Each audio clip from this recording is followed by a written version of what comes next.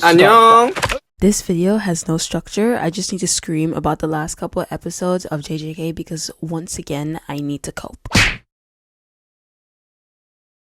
First and foremost, Mahito deserved a much, much worse fate than what he ended up getting. My hatred for this Frankenstein-looking, tasteless little blue Skittle-ass bitch started way back in season 1 when he killed Junpei. And much like Itadori, I am not over his death at all. I only knew this emo boy for 10 minutes before I immediately got attached, which completely my fault. I should have never gotten attached to a character in a show where they kill off the MC's parental figure in the first episode. Junpei was literally everything I love in a character. He had an angsty backstory, dark hair, sad, and he was going on a revenge arc. And I will always root for a justified revenge. Those bullies deserved nothing but the worst. They burnt cigarettes on his forehead. And also, if I'm going to be completely honest, I also did ship him with Itadori. So does that make me a little bit extra biased towards him? Yes, but that is not a crime. So obviously, I resented Mahito when he killed him in the most humiliating and haunting way possible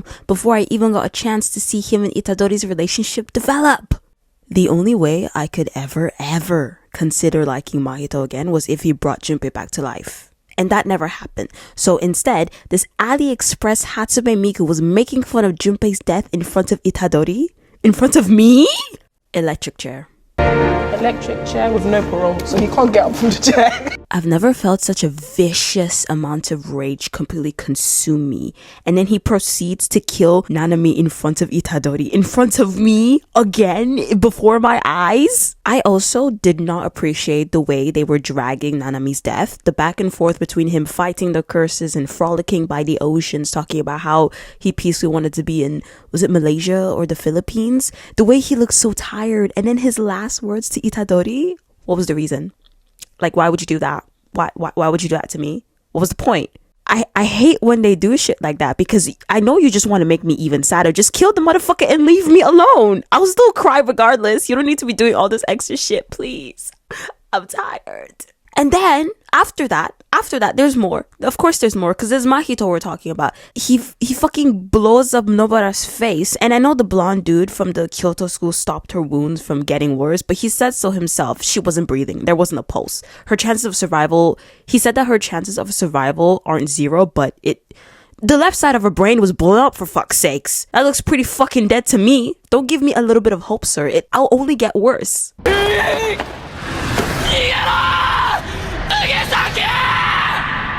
So at this point in the anime, I'm cursing more than a pirate that got his entire treasure stolen, throwing myself around my bedroom and begging for Itadori to catch a fucking break. But to be honest, how can he even catch one if no one is throwing one in the first place? Oh, my baby's been through so much. He don't deserve this. Please make it stop. Make it stop. Obviously, it gets worse. Normally, it gets better before it gets worse, but no, everything just keeps getting worser and worser. So, Todo shows up, the guy that goes, my braza, and the two manage to get Mahito crawling away like a pathetic loser that he is. And while I was very much enjoying seeing Itadori power over him, I was also screaming for him to hurry up and flatten his head against the concrete. And he should have listened to me because Geto shows up and fucking deep throats Mahito away. Now he has this fully evolved Mahito in his Cursed Spirit collection, which is great. Really fucking great. Because now he said that he's able to release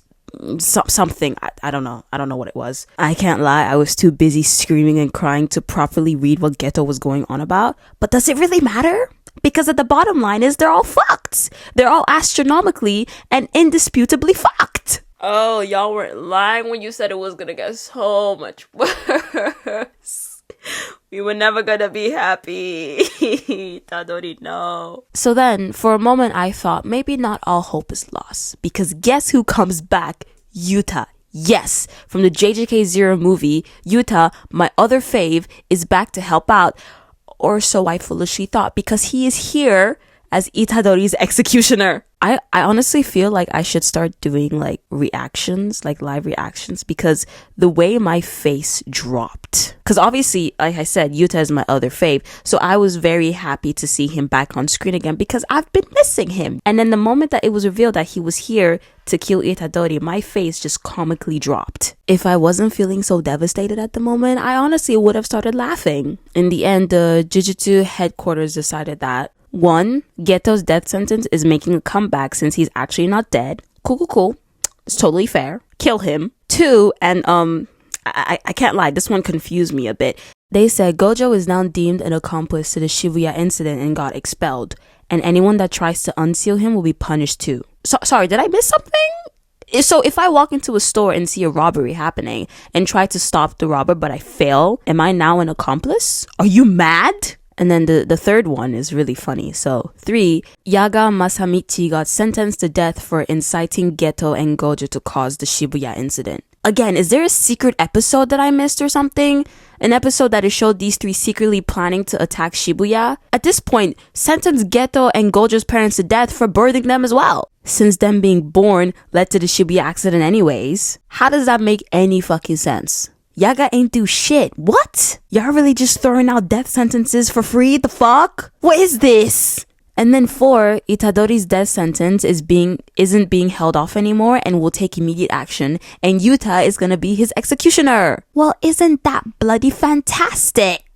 Was it Geto that said that Yuta was gonna be the closest to Gojo in terms of power? Itadori doesn't stand a fucking chance against him then. Now I'm gonna have to start disliking Yuta, who was so Junpei coded. Maybe I'm projecting.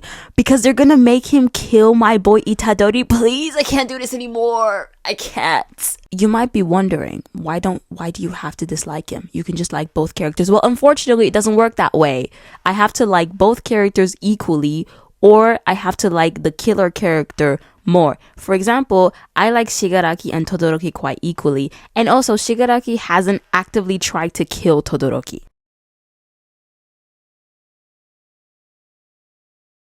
And in this specific situation, like I said, I like Itadori more, and now that Yuta is trying to kill him, or they're trying to make him kill Itadori, I can't. Of course I'm going to be pissed. So to recap, Itadori lost Junpei, he lost Nanami, and he lost Nobara, all by the same dickless bastard Mahito, who he didn't even get to finish off by his own hands? Bruh. Thank God for Sukuna and saving Megumi's suicidal ass. I don't think I could have handled losing Megumi as well. Also, kind of unrelated, but the moment where Mahito was crawling away and Itadori was slowly walking behind them, all menacing and shit, really reminded me of the ending of Danzo and Sasuke's fight, when Danzo was like pathetically running away and Sasuke was walking behind them all crazy and shit. Sorry, I got distracted. Back to Itadori. So, he watched many innocent civilians get killed and was forced to kill countless people by his own hands when Sukuna took over his body after he was forced to deep throat another of Sukuna's fingers. And after all that, he was still fighting for his life to save as many people as he can.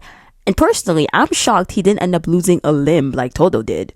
The kind of attacks he was taking, his ass should have been sent to the afterlife 12 times. My point is though, he went through all of this nonsense and all of this bullshit only for his death sentence to get sped up. Y'all should be so damn happy that Itadori's on your side. Or should I say was? Because for season 3, I really hope he goes through a vigilante era, because he deserves better than this nonsense treatment. Itadori done nothing wrong. He's literally the bestest boy ever. He's such a good boy. Like, and I'm not saying that as a joke, like genuinely, he's such a kind, genuine soul. And my heart physically cannot handle seeing him in pain like this. I'm actually so sad and so stressed. This isn't fair. Free him!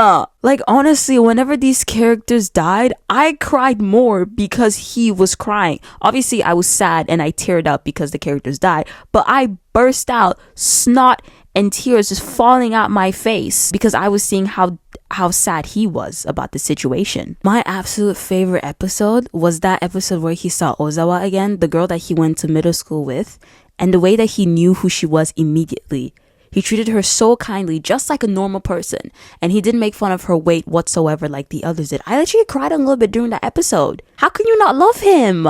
Anyone that doesn't like Itadori is such a red flag. Not just I feel just neutral about his character. Like, they genuinely dislike him as a character. They just genuinely don't like him. Massive Massive red flag. Itadori didn't deserve any of this. Anyways, he's too good for these hoes. Lord, I pray that you take all his suffering, multiply it by 10, and give it to Geto and Mahito. Each. I hope the JJK world burns down if that means that Itadori gets to survive. Junpei, I'll never forget you. I know a lot of people have, but I'll never move on. As far as I'm concerned, this is completely canon. And you and Itadori are literally the it couple. So, yeah. Anyways, that's it. I'm done ranting for now. Bye.